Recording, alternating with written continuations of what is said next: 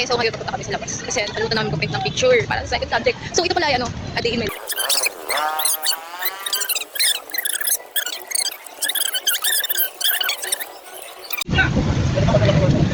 1 hour and 30 minutes lang naman. Wag na lang. Alam niyo na yung law?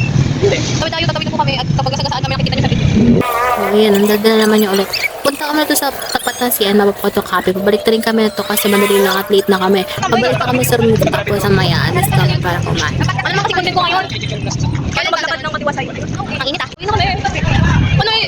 Kasi may pinsan magpa-party. Hi guys, so ngayon, palabas na tayo ng gate. Palabas na ng gate! Yung lang pala, nandito pala tayo sa register.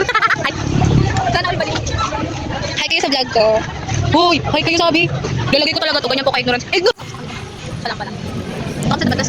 Oh, ayan, pakita ka muna dyan bago ka magpagod. Ito yung, dito nagsimula ang content natin bagong buhay. Wow, bagong buhay. Ayan, mag-gym ako, walang katapos ang hagdan dyan pa lang. Yan kasi, leg day kasi kaya yan.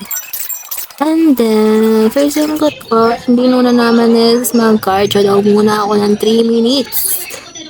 Sabi ni coach. Oh, ayan, sabi ko, okay na yung end. Say hi to my vlog.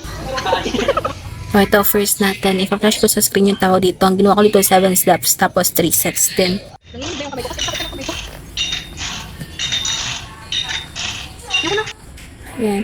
Ito yung sa lahat ng na-try ko. Ito yung talaga yung masasabi kong pinakamahirap. Ayan, hindi ko siya magawa ng tama. Ito yung pinakamasakit sa first time. And then, ang ginawa ko dito, ang sabi ni coach ay that long set and then 12 repetitions. Talagang sukong-suko na ako dyan. Ito naman yung pinakamadali. Although masakit din siya, pero madali lang siya. Unlike yung sa isa. Ganun din siya, 12 repetition tapos 3 set. Yung isa kasi kailangan mo yung control yung pagbaba niya. Tapos ito naman ganun din, pero mas madali siya. O ayan, video-video na siya. Nakaupo na siya. Pahinga muna siya kasi masakit mo yung binti niya.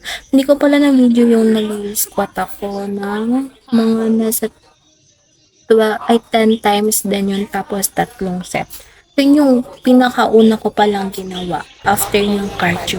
Ayan, so ito na pala yung last video ko. Di ko na na-videohan yung nagtimbang ako tapos nag-try ako ng pang-upper na equipments. Kasi nga, for the next vlog yun. So, para hindi ko mangapa. So, tingnan nyo, abangan ninyo kung may execute ko ba siya ng tama. Execute! Ayan, nag-base na kami. And this is the end. Kita kits next vlog. Thank you for watching. Bye-bye!